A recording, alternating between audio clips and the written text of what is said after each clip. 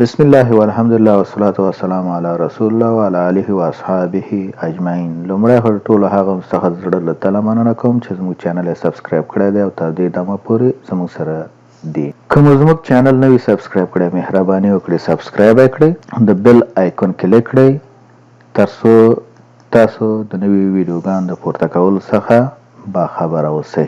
یوټیوب چینل کې سربیره پر ډیموي یا د موټر چلولو د روزنیز پروګرام مونږ دې چینل ته د قرآن کریم پښتو ټکي په ټکي ژباړه، د قرآن کریم د تجوید زده کړې روزنیز پروګرام او د کمپیوټر بیلابیل پروګرامونه موږ دې چینل ته پورته کړي دي چې تر څو تاسو د دې پروګرامونو څخه په پښتو ژبه پورته کړئ. غواړئ چې خپل د خوښې ویډیو د نورو ملګرو سره شریکه کړئ نو مهرباني وکړئ په شیر بټن باندې کلیک وکړئ. تاسو کولی شئ چې دغه ویډیو خپلو ملګرو سره په واټساپ کې، فیسبوک کې، لینکډین کې او داسې نورو پروګرامونو کې شریکه کړئ. د ویډیو د لینک شریکولو لپاره په کاپي بټن باندې کلیک کړئ نو دا لینک به کاپي شي او بیا خپل ملګرو ته په سکایپ، میسنجر یا واتساپ کې واستوئ. تاسو وخت نه لرئ او غواړئ چې وروسته دا ویډیو وګورئ نو په سیف بټن باندې کلیک کړئ. بیا تاسو کولی شئ چې دا ویډیو تاسو وروسته تعقیب کړئ یا وګورئ. کله مو چې یو ویډیو خوښیږي نو د لایک بټن کلیک کړئ. خپل نظر د دې ویډیو په اړه باندې زموږ سره شریک کړئ. نو د کمنټس په برخه کې دلته تاسو کولی شئ چې زموږ سره خپل نظر شریک کړئ.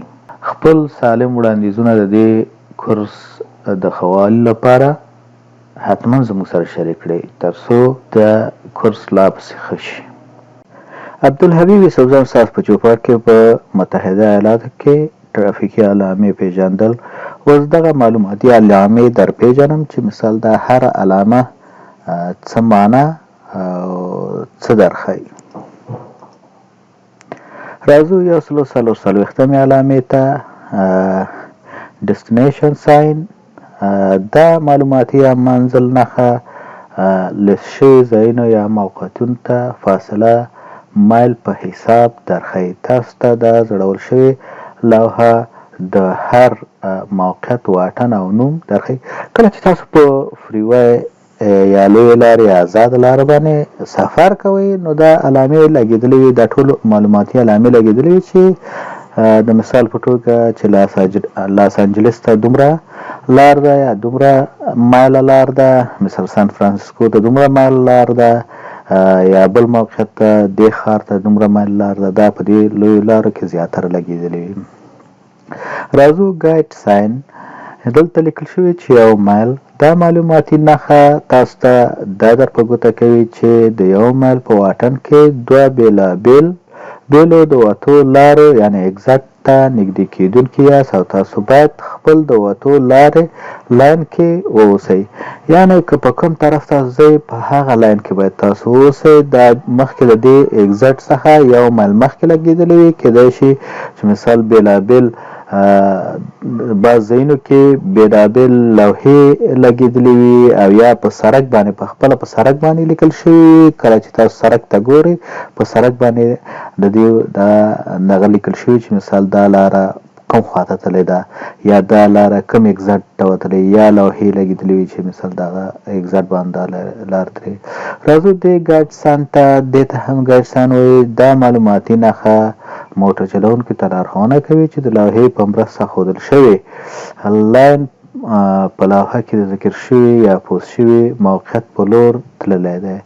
که تاسو د هغې موقعیت په لور ځئ نو لاین تعقیب کړئ، که نه نو بیا لاین بدل کړئ.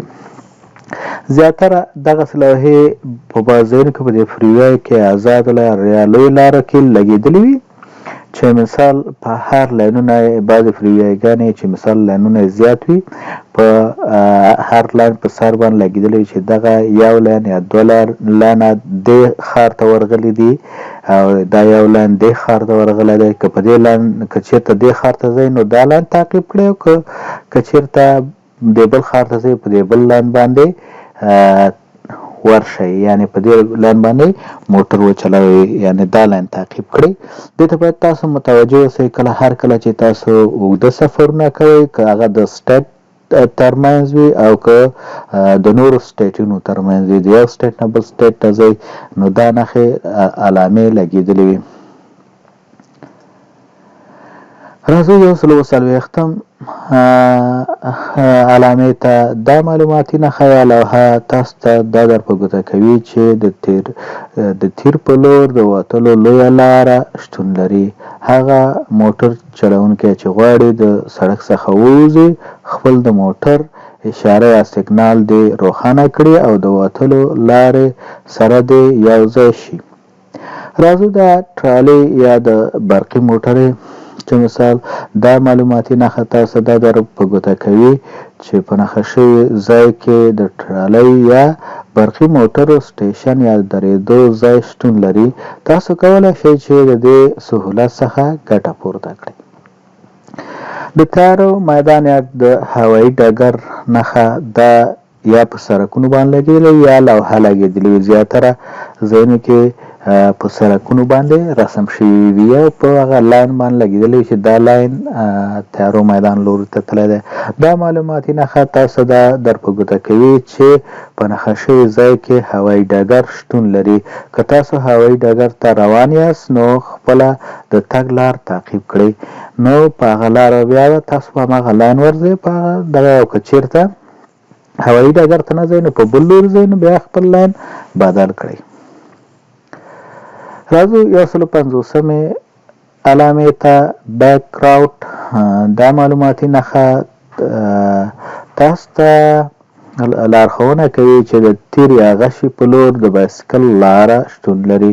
موټر چلونکی باید د بایسکل چلونکو لپاره محتاط اوسي او اضافه احتیاط څخه کار واخلي. اضافه احتیاط ته مطلب دا چې مثال کېدای شي تاسو په دې لار روانه یاست او بایسکل پرته د دې چې وګورئ ستاسو مخې ته راشي یا بایسکل ناڅاپي سړک ته ستاسو مخې ته راوګرځېږي نو دلته د دې غشي په لور باندې یا د تیر په لور باندې د بایسکل لار شتون لري. راځو پارکینګ. دا معلوماتي نښه تاسو ته دا در په ګوته کوي چې د تیر یا غشي په لور ښودل شوي موقعیت کې د درېدو یا پارک کولو لپاره سهولیت موجود. دا زیاتره په دې لویې لار لګېدلې. دا د سټیټ پارکونه وي. مثال تاسو هلته تللی شئ او خپل موټر پارک کولی شئ یو ساعت د تفریح لپاره او بیا وروسته خپل مزل باندې پیل کوئ. د مهمو ټرافیکي علامو پای، یعنې دغه مهمې ټرافیکي علامې وي چې ما تاسو ته تشریح کړې. که د نورو ټرافیکي علامو پیژندل ته اړتیا لرئ نو د کمنټ په برخه کې زما سره خپله غوښتنه شریکه کړئ.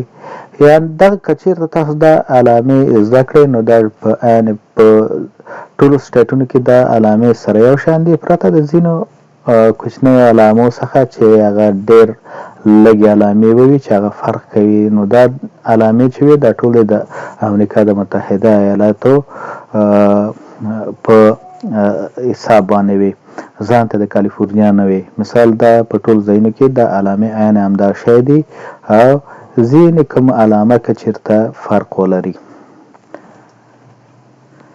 مننه چې تر دې دمه زما سره وئ. د بریالیتوب په هیله الله تعالی مو بریالي لره. ښاد او آباد